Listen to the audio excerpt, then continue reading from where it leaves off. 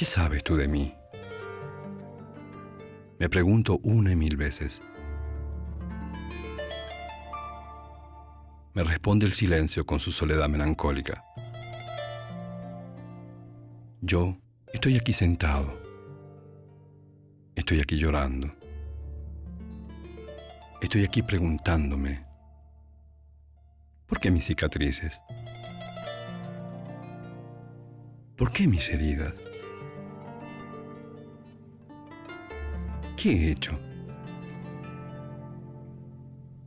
¿Por qué no puedo tener una lengua?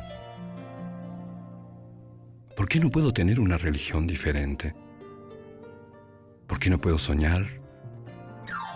¿Por qué no puedo escribir una poesía? ¿Qué sabes tú de mí? Mi lengua, quizás tú no la entiendas. Mi sueño, quizás tú no lo sueñes. Mi historia, yo la vivo a diario. Y no es quizás lo que tú sabes, porque lo leíste en un libro o tal vez porque te la contaron.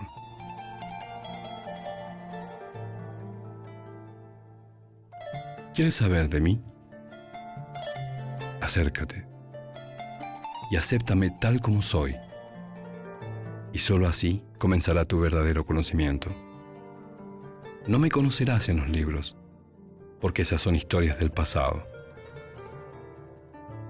Yo estoy aquí delante de ti, con la piel resquebrajada, con mis ojos hundidos, con mi alma sedienta, sedienta de mí mismo, sediento de otro ser verdadero, capaz de aceptarme como persona.